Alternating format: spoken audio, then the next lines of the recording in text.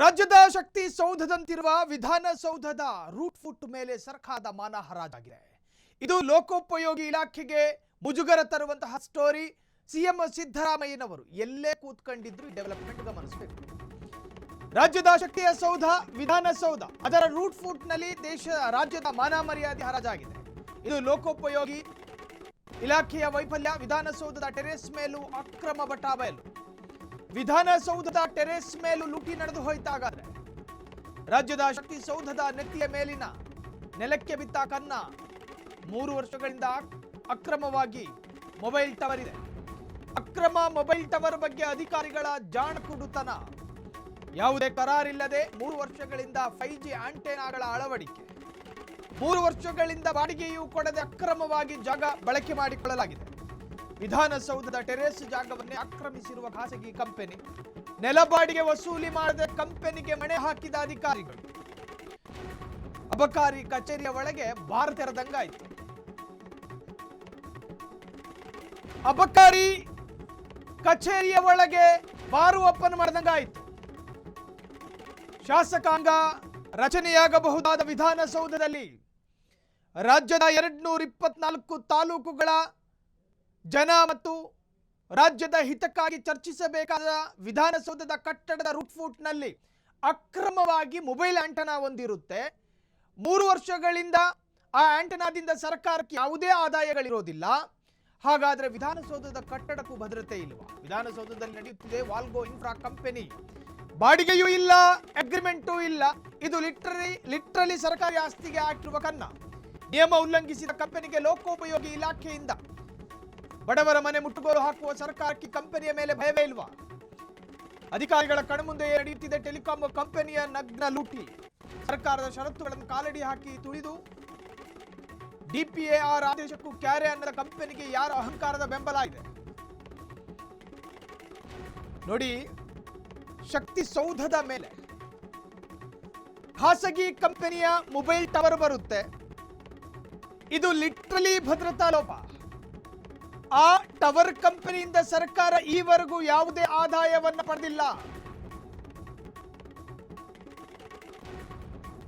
ಭದ್ರತಾ ಲೋಪ ಯಾರಿಗೂ ತಿಳಿಯದಂತೆ 5G ಆಂಟೆನಾಗಳನ್ನು ಅಳವಡಿಸಿರುವುದು ಸೈಬರ್ ಭದ್ರತೆ ಮತ್ತು ಕಟ್ಟಡದ ಭದ್ರತೆಯ ದೃಷ್ಟಿಯಿಂದ ಅತ್ಯಂತ ಅಪಾಯಕಾರಿ. ವಿಧಾನಸೌಧದ ಒಳಗೊಂದು ನೊಣ ಹೋಗಬೇಕು ಅಂದ್ರೆ 350 ಚೆಕ್ ಪೋಸ್ಟ್ಗಳಿದಾವೆ. ಈ ನೊಣ ಎಲ್ಲಿಂದ ಬಂತು? ಈ ನೊಣದ ರೆಕ್ಕೆಗಳ ಮೇಲೆ ಏನು ಕೂತವೆ? ಇದು ನೋಡೋದಕ್ಕೆ ಸಾವಿರಾರು ಸಿಬ್ಬಂದಿಗಳಲ್ಲಿದ್ದಾರೆ. ಆದರೆ ಈ ವಿಧಾನಸೌಧವೆಂಬ ಶಕ್ತಿ ಸೌಧದ ರೂಟ್ ಫುಟ್ ಮೇಲೆ ಖಾಸಗಿ ಕಂಪನಿಯ ರಾಡ್ಗಳಿಂದ ಆವರಿಸಿರುವ ಆಂಟೆನಾಗಳನ್ನು ಇಟ್ಟಿದ್ದಾರೆ. ಇದ್ರ ಬಗ್ಗೆ ಯಾರಿಗೂ ಗೊತ್ತಿರಲಿಲ್ವಾ? 3 ವರ್ಷಗಳಿಂದ ನಮ್ಮ ಮಾವನ ಮನೆ ಹಿತ್ಲು ಅಂತ ಹೇಳಿ ಬಿಟ್ಕೊಂಡ್ರೆ ಗೊತ್ತಿಲ್ಲ. ವಿಧಾನಸೌಧ ಇವರ ಸೊತ್ತೆ. ಆಂಧ್ರ ಮೂಲದ ಕಂಪನಿ ಅಕ್ರಮ ದರ್ಬಾರ್. ರಾಜಕಾರಣಿಗಳ ನಿಕಟವರ್ತಿ ಶ್ರೀಧರ ರಾವ್ ಕಂಪನಿಗೆ ವಿಧಾನಸೌಧವೇ ಅಕ್ರಮ ಆಂಟೆನಾಗಳನ್ನು ಕಿತ್ತೆಸೆಯಲು ಸರ್ಕಾರದ ಕೈ ನಡುತ್ತಾ ಇದೆ. ಸೌಧದ ನೆತ್ತಿಯ ಮೇಲೆ ಕುಳಿತು ಸರ್ಕಾರದ ಕಣ್ಣಿಗೆ ಮಣ್ಣೆರಚಿತ ವಾಲ್ಗೋ ಕಂಪನಿ.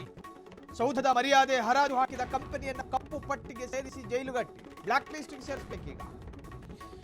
3 ವರ್ಷದಿಂದ ಜಾಗ ಬಿಟ್ಕೊಂಡಿದ್ರಲ್ಲ, ನಿಮ್ಮ ಮಾವನ ಮನೆಯಿಂದ ಬಂದಿರೋ ವರದಕ್ಷಿಣೆ ಆಸ್ತಿ ಅನ್ಕೊಂಡ್ರ? ವಿಧಾನಸೌಧದ ಒಂದೊಂದು ಇಟ್ಟಿಗೆಯೂ ಕೂಡ ಈ ರಾಜ್ಯದ ಜನರ ಸಂಪತ್ತದು. ಕರ್ನಾಟಕದ 7 ಕೋಟಿ ಕನ್ನಡಿಗರ ಮನೋಮಂದಿರದ ಬೆವರದು. ವಿಧಾನಸೌಧದ ಕಟ್ಟಡದ ಒಂದೇ ಒಂದು ಇಟ್ಟಿಗೆ ಅದು ನಿಮ್ಮ ಆಸ್ತಿ ಅಲ್ಲ. ನೀವೆಲ್ಲ ಪ್ರಶ್ನಾತೀತ ನಾಯಕರು ಅನ್ಕೊಂಡಿದ್ದೀರೇನು?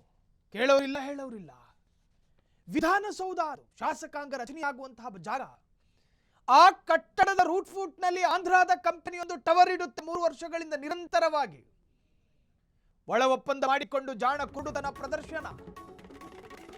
ಕೇವಲ ನೋಟಿಸ್ ಕೊಟ್ಟು ಸುಮ್ಮನಾಗ್ತಿದ್ದಾರ PWD ಆಫೀಸರ್ಸ್ಗಳು. ನಾಳೆನ ಸಮಸ್ಯೆ ಆಗಬಾರದು ಅಂತ ನಿಯಮಗಳಿಗೆ ಡೋಂಟ್ ಕೇರ್ ಅಂದ ಕಂಪನಿಯ ಮೇಲೆ ಕ್ರಮ ಯಾಕಿಲ್ಲ? ಸರ್ಕಾರದ ಆಸ್ತಿ ಅಂದ್ರೆ ಯಾರಪ್ಪನ ಆಸ್ತಿ ಅಂದುಕೊಂಡ್ರು ಕದೀಮರು. ನೀವು ಮೇಲೆ ಟವರ್ ಇಟ್ಟಂಗ ಮಾಡಿ, ನಾವು ಕೆಳಗಡೆಯಿಂದ ಸುಮ್ಮನೆ ಕೂತಂಗ ಮಾಡ್ತೀವಿ, ನಿಮ್ಮ ನೆಟ್ವರ್ಕ್ ಹೋಗ್ತಾ ಇರ್ಲಿ, ಆಮೇಲೆ ನೋಡ್ಕೊಳ್ಳೋಣ ಅನ್ನೋ ಅರ್ಥದಲ್ಲಿ ಸರ್ಕಾರ ಬಿದ್ದಿದೆಯೋ ಏನು? ರೆಡ್ಡಿ ಬಂದು ನೆಟ್ವರ್ಕ್ ಇಟ್ಟ ಅಂದ್ರೆ ಟವರ್ ಇಟ್ಟ. 3 ವರ್ಷಗಳಿಂದ ಸರ್ಕಾರಕ್ಕೆ ಯಾವುದೇ ಆದಾಯ ಇಲ್ಲ ನೋಡಿ. ಲೋಕೋಪಯೋಗಿ ಇಲಾಖೆ ಅಂದ್ರೆ PWD ಮತ್ತು ಅಧಿಕಾರಿಗಳ ಹೊಣೆಗಾರಿಕೆ ಇದು. ಇದನ್ನ ಲಿಟ್ರಲಿ ಡ್ಯೂಟಿ ಆಫ್ ಕೇರ್ ಅಂದ್ರೆ ಅಕ್ರಮವನ್ನ ಕಂಡು ಕಾಣದಂತೆ ಇರುವುದು ಡ್ಯೂಟಿ ಆಫ್ ಕೇರ್ ಅಥವಾ ಕರ್ತವ್ಯ ಲೋಪದಡಿ ಬರುತ್ತೆ ಇದು. ಜಾಣ ಕುರುಡುತನ 3 ವರ್ಷಗಳಿಂದ ಅಕ್ರಮ ನಡೆಯುತ್ತಿದ್ರೂ ಕೂಡ ಕ್ರಮ ಕೈಗೊಳ್ಳದಿರುವುದು ಕೂಡ ಆಡಳಿತಾತ್ಮಕ ದುರ್ನಡತೆಯಾಗಿದೆ. ಅಕ್ಷರಶಃ ಆಡಳಿತಾತ್ಮಕ ದುರ್ನಡತೆ ಇದು. ಇದರಲ್ಲಿ ಯಾವ ಸಂದೇಹವೂ ಬೇಡ. ಇನ್ನು ನೋಟಿಸ್ಗಳಿಗೆ ಮಾತ್ರ ಸೀಮಿತನಾ ಇದು? ಕೋಗಿಲು ಲೇಔಟ್ನಲ್ಲಿ 3 ಹೊತ್ತು ಅನ್ನ ತಿನ್ನೋದಕ್ಕೂ ಪರದಾಡ್ತಾ ಇದ್ದ, ಕೇವಲ 2 ಹೊತ್ತು ಮಾತ್ರ ಅನ್ನ ತಿಂತಾ ಇದ್ದ ವ್ಯಕ್ತಿಗಳು ಅಕ್ರಮವಾಗಿ ನೆಲೆಸಿದ್ದಾರೆ ಅನ್ನುವ ಕಾರಣಕ್ಕೋಸ್ಕರ ಮಧ್ಯರಾತ್ರಿ 12 ಕಾರಿಗೆ ಸಭೆ ಕರಿತೀರಿ, ಬೆಳಿಗ್ಗೆ 5ವರೆಗೆ JCBಗಳನ್ನು ಕಳಿಸಿ ಅದನ್ನೆಲ್ಲವೂ ಗುಡಿಸಿ ಗುಂಡಾಂತರ ಮಾಡ್ತೀರಿ. ಆದರೆ ವಿಧಾನಸೌಧವೆಂಬ ಕಟ್ಟಡದ ಮೇಲೆ 3 ವರ್ಷಗಳಿಂದ ಯಾರೋ ಟವರ್ ಇಟ್ಟು ಹೋಗವನೇ, ನಿಮಗೆ ಅದರ ಬಗ್ಗೆನೇ ಪರಿಜ್ಞಾನವೇ ಇಲ್ಲ. ಇದು ನಿಜಕ್ಕೂ ಕೂಡ ನೋಡಿ, ಬರೀ ನೋಟಿಸ್ಗಳಿಗೆ ಮಾತ್ರ ಸೀಮಿತ ಆಗಿತ್ತು. ಕೇವಲ ನೋಟಿಸ್ ನೀಡಿ ಸುಮ್ಮನಾಗುವುದು ಕಾನೂನು ಪ್ರಕ್ರಿಯೆಯನ್ನ ಹಳಿ ತಪ್ಪಿಸುವ ತಂತ್ರವಾಗಿದೆ. ನೋಟಿಸ್ ಕೊಟ್ಟಂಗೆ ಮಾಡೋದು, ನಾವು ಅಲರ್ಟ್ ಆಗಿದ್ದೀವಿ, ಸಂಬಂಧಪಟ್ಟಂತ ಇಲಾಖೆಯವರು ನಾವು ನಿಮ್ಮನ್ನು ಗಮನಿಸ್ತಾ ಇದ್ದೀವಿ ಅಂತ ಹೇಳಿ ನೋಟಿಸ್ ಕೊಡುವುದು ರಕ್ಷಣಾತ್ಮಕ ಆಟ. ಇದು ಅದು ಕ್ರಿಕೆಟ್ ಮೈದಾನದಲ್ಲಿ ಮಾತ್ರ ರಕ್ಷಣಾತ್ಮಕ ಆಟ, ಇಲ್ಲಿ ನಡೆಯೋದಿಲ್ಲ. ಸೊ ನಿಯಮಗಳ ಪ್ರಕಾರ ತಕ್ಷಣವೇ ಉಪಕರಣಗಳನ್ನು ವಶಪಡಿಸಿಕೊಳ್ಳುವ ಅಧಿಕಾರ ಸರ್ಕಾರಕ್ಕಿರುತ್ತದೆ. ಮೊಬೈಲ್ ಟವರ್ ಬಿಟ್ಟವನೇ ತಕ್ಷಣಕ್ಕದನ್ನು ತೆರವು ಮಾಡುವ ಜವಾಬ್ದಾರಿ ಇದ್ದಿದ್ದು ಸರ್ಕಾರಕ್ಕೆ. ಒಂದೋ ತೆರವು ಅಥವಾ ಇಷ್ಟಿಷ್ಟು ಕೊಡಪ್ಪ ತಿಂಗಳಿಗೆ, ಸರ್ಕಾರಕ್ಕೊಂದು ಆದಾಯ ಆಗುತ್ತೆ ಅಂತ ಹೇಳಿ ಅಗ್ರಿಮೆಂಟ್ ಮಾಡ್ಕೋಬೇಕು. ಎಲ್ಲಿದೆ ಕಡತ, ಎಲ್ಲಿದೆ ಪೇಪರ್, ವೇರ್ ಇಸ್ ದಾಖಲೆ? ಏನೂ ಇಲ್ಲ. ಅವನು ಟವರ್ ಇಟ್ಟಂಗೆ ಮಾಡ್ದ, ಇವ್ರು ನೋಟಿಸ್ ಕೊಟ್ಟಂಗೆ ಮಾಡಿದ್ರು. PWD ಲೋಕೋಪಯೋಗಿ ವ್ಯಾಪ್ತಿಯ ಜವಾಬ್ದಾರಿ ಕಟಕಟೆಯಲ್ಲಿ ನಿಂತಿದೆ. PWDನೇ ಕಟಕಟೆಯಲ್ಲಿ ನಿಂತಿರೋದು. ನೀವೇ ಉತ್ತರ ಕೊಡಬೇಕು, ಇದಕ್ಕೆ ನೀವೇ ಉತ್ತರ ಕೊಡಬೇಕು. ನಿಜಕ್ಕೂ ಕೂಡ ಅತ್ಯಂತ ದುರಂತ ಆಯಿತು. ಇನ್ನು ಹಣಕಾಸು ನಿಯಮಗಳ ಕ್ಲೀನ್ ಉಲ್ಲಂಘನೆ, ಲಿಟ್ರಲಿ ಉಲ್ಲಂಘನೆ. KTC ಮತ್ತು KGFR ಅಂದ್ರೆ ಕರ್ನಾಟಕ ಫಿನಾನ್ಷಿಯಲ್ ಕೋಡ್, ಅದ್ರ ಪ್ರಕಾರ ಸರ್ಕಾರದ ಪ್ರತಿಯೊಂದು ಪೈಸೆಯೂ ಕೂಡ ಲೆಕ್ಕಕ್ಕೆ ಬರಬೇಕು. ನಾನು ಮಿನಿಸ್ಟರ್ ಇದ್ದೀನಿ, ನನ್ನ ಮಾವನ ಮಗ ಒಂದು 2 ದಿನ ವಿಧಾನಸೌಧದ ರೂಮಲ್ಲಿ ಮಲಗೆದ್ದೋಗ್ತಾನಂತೆ, ಹಿಂಗೆಲ್ಲ ಹೇಳಕ್ಕೆ ಬರೋದಿಲ್ಲ.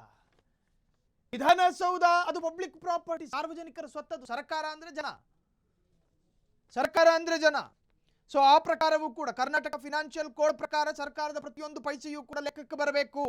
ಆದಾಯ ಸೋರಿಕೆ ನೋಡಿ, ಬಾಡಿಗೆ ವಸೂಲಿ ಮಾಡದೆ ಕಂಪನಿಗೆ ಲಾಭ ಮಾಡಿಕೊಡುವುದು ಅಧಿಕಾರ ದುರುಪಯೋಗದ ಸ್ಪಷ್ಟ ನಿದರ್ಶನ. ನೀವು ಅದ್ಯಾವುದೋ ರೆಡ್ಡಿಗಳ ಕಂಪನಿಗೆ ಟವರ್ ಇಡೋದಕ್ಕೆ ಅವಕಾಶ ಮಾಡಿಕೊಟ್ರಿ, ಅದೇ ಹಸಿ ಅಕ್ರಮ, ಅದೇ ಹಸಿ ಅಪರಾಧ. ಅದಾದ ನಂತರ ಅವನು ಕೇವಲ ಶನಿವಾರ ಬಂದು ಭಾನುವಾರ ಹೊತ್ಕೊಂಡು ಹೋಗಲಿಲ್ಲ, 3 ವರ್ಷ ಅಲ್ಲೇ ಇಟ್ಟ. ಆ ಟವರ್ ಅನ್ನ ವಿಧಾನಸೌಧದ ಕಟ್ಟಡದ ಮೇಲೆ 3 ವರ್ಷಗಳ ಕಾಲ ನಿರಂತರವಾಗಿ ವ್ಯವಹಾರಿಕವಾಗಿ ಕಮರ್ಷಿಯಲ್ ಮೈಂಡ್ನಿಂದಲೇ 3 ವರ್ಷ ಆತ ಟವರ್ ಇಟ್ಟಿದ್ದ. ನೀವು ಯಾಕೆ ಆತನ ಜೊತೆ ಅಗ್ರಿಮೆಂಟ್ ಮಾಡ್ಕೊಂಡು ಇನ್ಕಮ್ ಗಿಟ್ಟಿಸಿಕೊಳ್ಳಿಲ್ಲ? ಅದು ಅಪರಾಧ. ಇವೆಲ್ಲವೂ ಅಪರಾಧ ಆಗ್ತವೆ. ಇನ್ನು ಬಾಡಿಗೆ ವಸೂಲಿ ಮಾಡದೆ ಕಂಪನಿಗೆ ಲಾಭ ಮಾಡಿಕೊಡುವುದು ಅಧಿಕಾರ ದುರುಪಯೋಗದ ಸ್ಪಷ್ಟ ನಿದರ್ಶನ. ಇನ್ನು ಸಾರ್ವಜನಿಕ ಆಸ್ತಿ ದುರ್ಬಳಕೆ ನೋಡಿ, ಸಾರ್ವಜನಿಕರ ತೆರಿಗೆ ಹಣದಿಂದ ನಿರ್ವಹಣೆಯಾಗುವಂತಹ ಕಟ್ಟಡವನ್ನ ಖಾಸಗಿ ಲಾಭಕ್ಕೆ ಬಿಟ್ಟು ಕೊಟ್ಟಿರುವುದು ಶಿಕ್ಷಾರ್ಹ ಅಪರಾಧ. ಸಿದ್ದರಾಮಯ್ಯರ ಕ್ಯಾಬಿನೆಟ್ನ ಮಿನಿಸ್ಟರ್ಗಳಿದ್ದಾರೆ ನೋಡಿ, ಅವರೆಲ್ಲ ತಿಂಗಳಿಗೆ ಇಷ್ಟಿಷ್ಟು ದುಡ್ಡು ಹಾಕಿಬಿಟ್ಟು ವಿಧಾನಸೌಧದ ಕರೆಂಟ್ ಬಿಲ್ ಕಟ್ತಿಲ್ಲ. ಬದಲಾಗಿ ಈ ರಾಜ್ಯದ 7 ಕೋಟಿ ಕನ್ನಡಿಗರು ದುಡಿಯುವ ಹಣದಿಂದ, ತೆರಿಗೆ ಹಣದ ಮೂಲಕ ಆ ಕಟ್ಟಡದ ನಿರ್ವಹಣೆ ಆಗುತ್ತೆ, ಮೇಂಟೈನ್ ಆಗುತ್ತೆ. ಯಾವ ಮಿನಿಸ್ಟ್ರು ಕೂಡ ತಿಂಗಳಿಗೆ ನಂದಿಷ್ಟು ಅಂತ ಹೇಳಿ ಕೊಡ್ತಾ ಇಲ್ಲ. ಹಾಗಾಗಿ ಇದು ಸಾರ್ವಜನಿಕರ ಆಸ್ತಿ, ನೀವು ಅದನ್ನು ದುರ್ಬಳಕೆ ಮಾಡಿಕೊಳ್ತಾ ಇದ್ದೀರಿ, ಒಂದು ವೇಳೆ ಆರೋಪ ಸತ್ಯವೇ ಆಗಿದ್ರೆ. ಇನ್ನು 5 ಟೆಲಿಕಾಂ ನಿಯಮಗಳ ಉಲ್ಲಂಘನೆ. ಅಂದ್ರೆ ಒಂದು ಟವರ್ ಅಳವಡಿಸೋದಕ್ಕೆ ಸ್ಥಳೀಯ ಸಂಸ್ಥೆಗಳು ಮತ್ತು ಸಂಬಂಧಪಟ್ಟ ಇಲಾಖೆಗಳಿಂದ ನೋ ಅಬ್ಜೆಕ್ಷನ್ ಸರ್ಟಿಫಿಕೇಟ್ ಅನ್ನು ಪಡೆದುಕೊಳ್ಳಬೇಕು, NOC ಅನ್ನು ಪಡ್ಕೋಬೇಕು. ಅದು ಪಡ್ಕೊಂಡಿದ್ದಾರ, ಅದು ಕಡ್ಡಾಯ, ಮ್ಯಾಂಡೇಟರಿ. ಅದು ಇಲ್ಲಿ ಅಂತಹ ಯಾವುದೇ ಪ್ರಕ್ರಿಯೆ ನಡೆಯದಿದ್ದರೆ ಅದು ಟೆಲಿಕಾಂ ರೆಗ್ಯುಲೇಟರಿ ನಿಯಮಗಳಿಗೂ ಕೂಡ ವಿರುದ್ಧವಾಗಿದೆ. ಒಟ್ಟಾರೆ ವಿಧಾನಸೌಧದಲ್ಲಿ ನಡೆದಿರತಕ್ಕಂತಹದ್ದು ನಿಜಕ್ಕೂ ಕೂಡ ಚರ್ಚೆಯಾಗಬೇಕು, ಇದರ ವಿರುದ್ಧ ಕ್ರಮಗಳು ಆಗಬೇಕು ಅಂತ ಹೇಳಿ ಆಗ್ರಹ ಶುರುವಾಗಿದೆ.